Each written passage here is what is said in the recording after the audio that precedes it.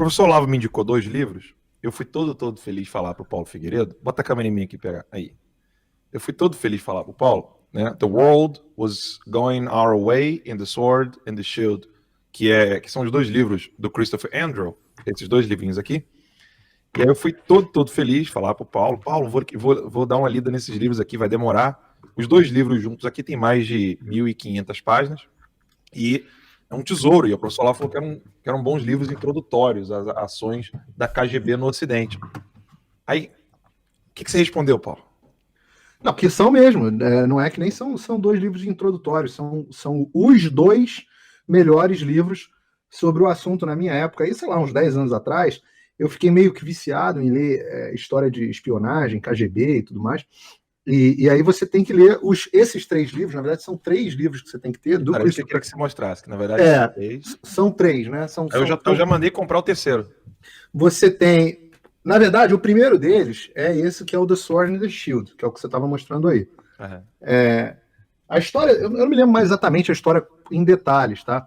Mas a história desse livro começou com o seguinte: o Mitrokin, que é o arquivista, o cara se chamava Vasily Mitrokin, ou Mitrokin, sei lá, meu russo é absolutamente nulo.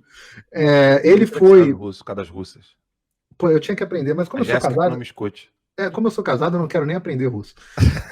Ou então como é que fica vermelho? Mas o que aconteceu foi que o Vasily Mitrokin, ele foi arquivista, ele era arquivista sênior da KGB, na época da KGB mesmo, na época da União Soviética. E ele chegou a ser, se eu não me engano, número 1 da KGB, ou número 2 da KGB, ele era altíssimo escalão lá, First Director, uma coisa assim da KGB. E no finalzinho da década de 80, o início da década de 90, ele foi... como é que se chama isso? Quando a pessoa foge do serviço? Desertou? Desertou. É essa a palavra que eu estava procurando. Ele desertou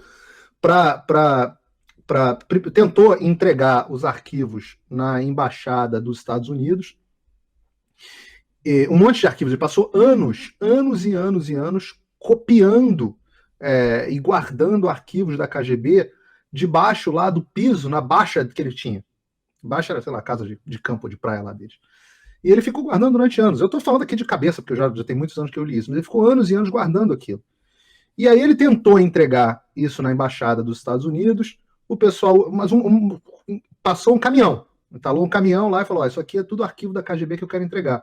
Os Estados Unidos riram da cara dele e falaram: pô, não, claro que não, isso aí, pô, isso é falso, é tudo desinformação.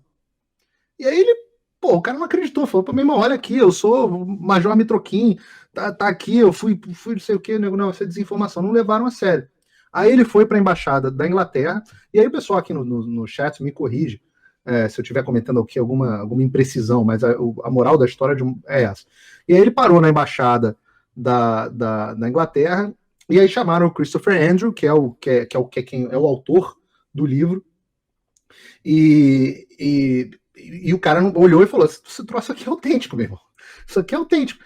E aí esses ficaram conhecidos como os arquivos Mitrokin, e foram um achado. Assim, é considerado até hoje a maior fonte de informações de deserção da União Soviética da história, a maior. E aí eles mostram a quantidade de agentes que eles tinham infiltrados nas rádios, nas televisões, assim, todo mundo que a KGB tinha, não é todo mundo, né? É uma radiografia, mas a quantidade de gente que a KGB tinha infiltrada nos mais diversos meios, televisão, entretenimento, show de música, e aí você vai entendendo como que os caras ocuparam o espaço e chegaram onde chegaram. E aí você tem esses 3 livros, né? O primeiro que é o The Sword and the Shield, né? A espada e o escudo, que fala, inclusive, do assassinato do Kennedy, como que a KGB forjou algumas cartas lá do Lee Oswald. Aí tem um monte aqui, planos de sabotagem da KGB, os esforços da KGB, como que a KGB destruiu a imagem do J. Edgar Hoover, né, que era o fundador do FBI, que foi um grande opositor ao comunismo, a KGB conseguiu transformar ele, o boato de que ele era gay e tal, e aparentemente não era. Segundo o livro, foi tudo uma invenção da KGB. Enfim, tem como que a KGB espionava, e tudo com arquivos, tá? Fonte primária, como a KGB espionava o Henry Kissinger.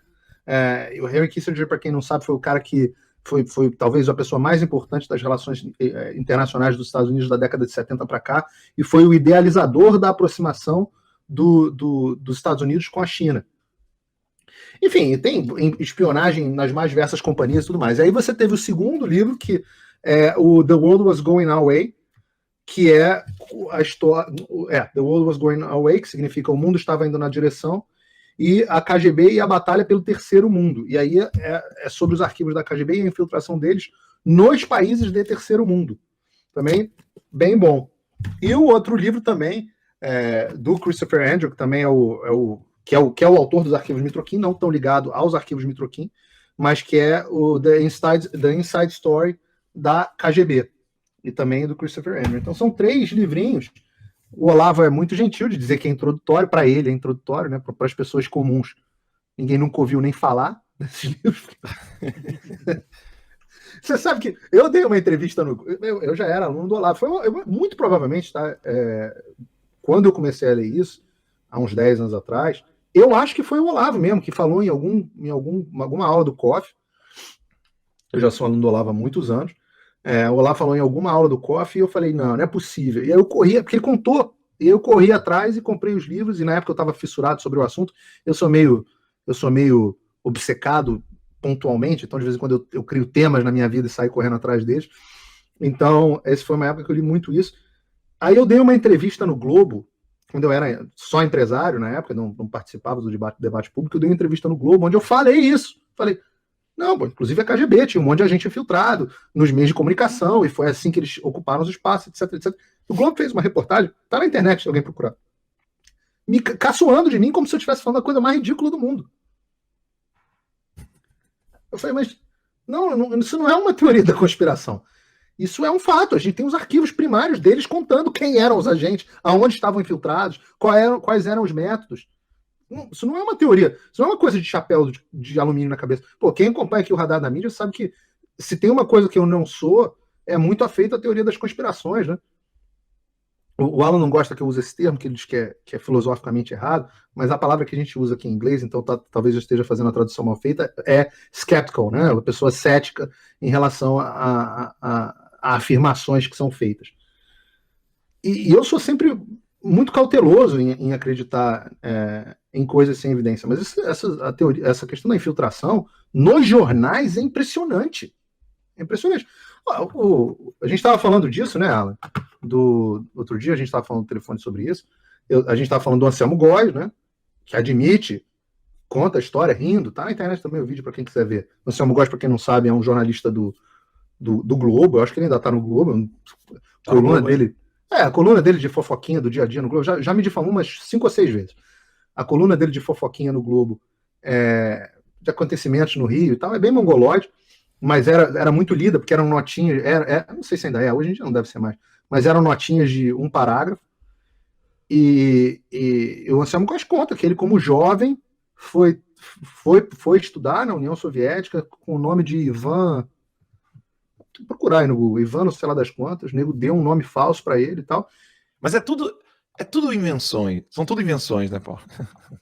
Não, aí você fala um troço desse e nego ri da sua cara. A pessoa ri, como se você estivesse falando, sei lá,